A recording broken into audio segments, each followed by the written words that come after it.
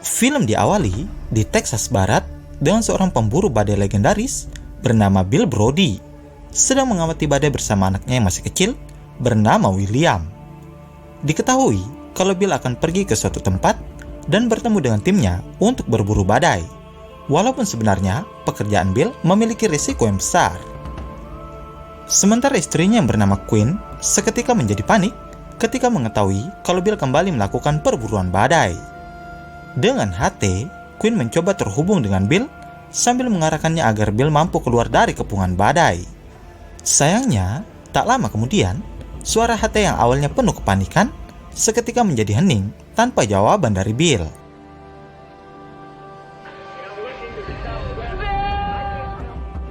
Beberapa petugas sedang melakukan evakuasi ke beberapa mobil yang menjadi korban keganasan badai yang sebelumnya terjadi. Dan tak disangka, ternyata Bill menjadi salah satu korban yang tewas. Lalu, film pun dimulai. Film berlanjut 10 tahun kemudian dengan William yang sudah beranjak dewasa dan sedang melakukan pekerjaan untuk membantu sang ibu yang kini menjadi pembantu rumah tangga setelah kematian Bill.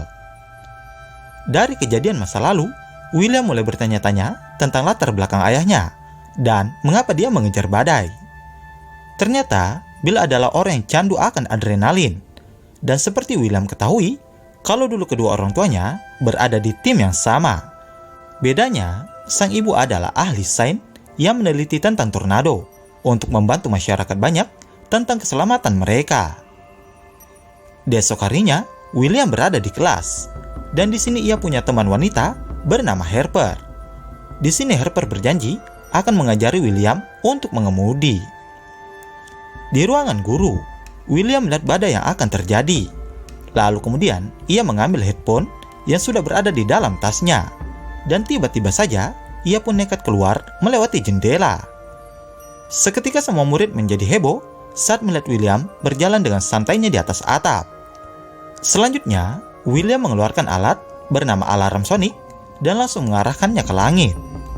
Rupanya alat itu mampu mendeteksi badai, mulai dari waktu terjadi dan juga lokasi akuratnya.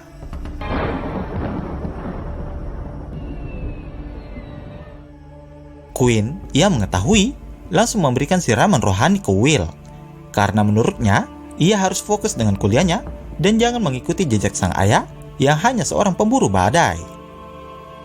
Tibalah hari di mana Harper menepati janji untuk mengajari Will mengendarai mobil. Dan ketika perjalanan pulang, Will menabrak kotak pos.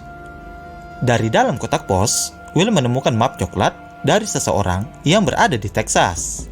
Dan ketika dibuka, ternyata amplop itu berisi jurnal perjalanan milik ayahnya. Di dalam jurnal itu, terdapat sebuah rancangan alarm sonik yang Bill buat sendiri.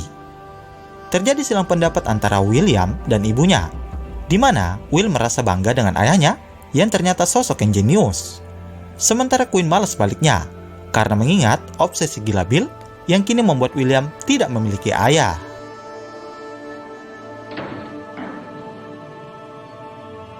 Di hari berikutnya, William pun dengan nekat meninggalkan rumah dan pergi ke Texas untuk melanjutkan hasrat ayahnya menjadi pemburu badai. Di sana William bertemu dengan seseorang pria bernama Roy, yang merupakan teman ayahnya sekaligus pengirim amplop coklat yang diterima Will. Tapi rupanya kehadiran William membuat Roy sangat terkejut, karena memang sebenarnya ia hanya berniat memberikan jurnal itu. Roy pun mengatakan kalau ia hanya ingin menjalani harinya seperti biasa dan meminta Will untuk melupakan mimpinya sebagai pemburu badai. Lalu Roy memberikan sejumlah uang dan meminta Will untuk pulang saja ke rumahnya. Tapi nyatanya tekad bulat sudah mengalir dalam diri Will, yang akhirnya membuat Roy menyerah dan mengajak Will untuk ikut bersamanya. Di sisi lain, Queen mencoba melaporkan tentang perginya William. Dan sampai saat dimana ia mengetahui kalau Will pergi ke tempat Roy dari bungkus amplop coklat yang ia temukan. Kembali dengan Roy, ia melanjutkan pekerjaannya sebagai supir untuk para turis yang ingin menonton badai secara dekat. Tak lama kemudian, Roy menerima telepon dari Queen yang bertanya keberadaan William. Roy pun mengatakan kalau Will hanya akan bersamanya hanya untuk hari ini saja. Kemudian datang lagi seorang pria bernama Zen yang juga bos dari Roy.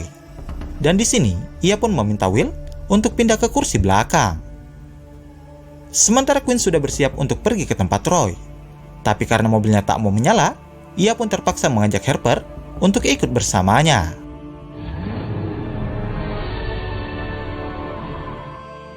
Roy mulai membawa para turis ke tempat akan terjadinya badai. Tentu saja, para turis dan Will sangat kagum begitu melihat kumpulan awan yang mulai menyatu di atas cakrawala. Tibalah saat badai itu datang dan semua orang mulai bersiap dengan kamera mereka masing-masing. Roy menunjuk sambil mengatakan kalau badai itu awalnya hanya seperti corong. Dan tak berapa lama, badai itu mulai membentuk tornado dan bergerak ke arah mereka. Mengetahui kalau cuaca semakin tak bersahabat, Roy pun memanggil mereka semua untuk kembali ke dalam mobil. Namun naas, di saat akan pergi, mobil mereka terjebak dan tak bisa berjalan. Alhasil, mereka pun hanya bisa pasrah di saat badai itu datang. Dan ditambah lagi, hujan es yang menghantam mobil mereka.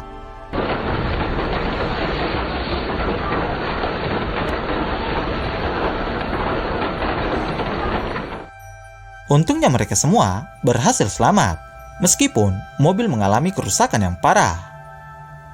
Berlanjut di hari berikutnya, di mana Roy akan membawa mereka ke tempat badai yang akan terjadi. Tapi sebelum itu, ia menyempatkan diri untuk mengisi bahan bakar di pom bensin. Will yang sedikit jenuh masuk ke dalam minimarket untuk mencari sedikit cemilan. Secara tiba-tiba, badai itu mulai datang di luar perkiraan mereka. Zen pun memaksa Roy untuk pergi, yang akhirnya membuat dia bingung karena Will tak kunjung kembali ke mobil. Sampai pada akhirnya, Roy pun terpaksa pergi karena diancam akan dipecat. Benar saja, hal itu membuat Will panik untuk mencari rombongannya, yang kemudian membuat Will menjadi bingung mencari tempat berlindung di saat badai itu sedang mengamuk dan memporak-porandakan bangunan di sekitarnya.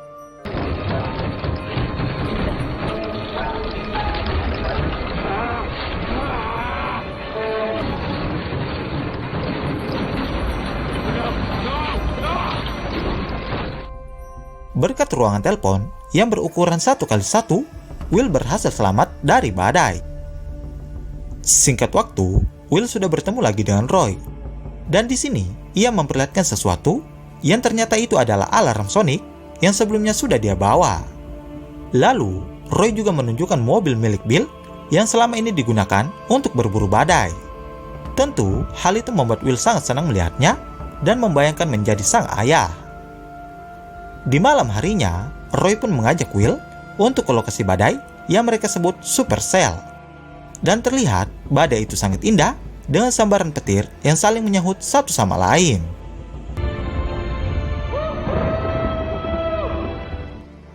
Di esok harinya, Roy membawa Will ke restoran dengan tujuan untuk bertemu dengan Quinn. Di saat sedang membahas peta badai, secara tiba-tiba orang-orang berlarian panik begitu mengetahui kalau badai akan terjadi. Will yang awalnya ingin pergi, langsung ditahan Roy, yang mengatakan kalau ia tidak boleh kemana-mana sampai ibunya datang. Tapi ketika Roy ingin menemui temannya, Will pun meninggalkan restoran itu secara diam-diam. Rupanya, Will pergi menemui Zen untuk membahas kesepakatan mereka, di mana Zen berjanji akan membantu Will untuk menjadi pemburu badai yang hebat. Dengan timbal balik, Will harus menunjukkan lokasi badai paling dahsyat yang belum pernah ia datangi. Di sisi lain, Roy pun tak bisa berkata-kata ketika Quinn datang untuk mencari Will. Tapi kemudian mereka tak ingin membuang waktu dan mencari William.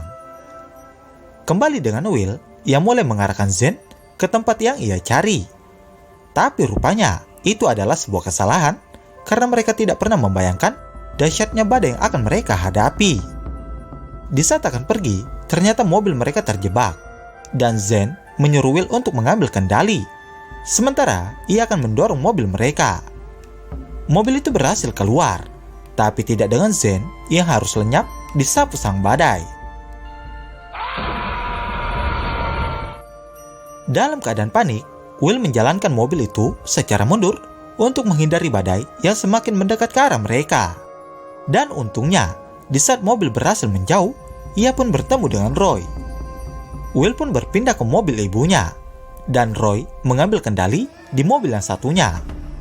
Setelahnya, berkumpullah mereka di sebuah tempat, dan terlihat semua orang menjadi sangat ketakutan. Harper membuka sebuah bangunan dan menyuruh mereka semua untuk masuk ke dalam. Sementara Will malah sibuk ingin mengambil jurnal yang terjatuh di dalam mobil. Dan sampai pada akhirnya,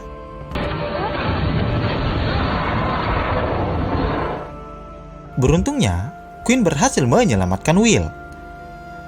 Lalu mereka berempat mulai terpojok, yang akhirnya membuat mereka menuju ke sebuah kolam dan memutuskan untuk menyelam ke dalam air selama badai itu melintas.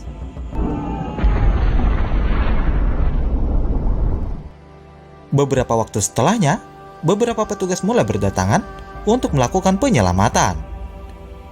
Di esok paginya, mereka berempat pun berhasil selamat dan film pun berakhir.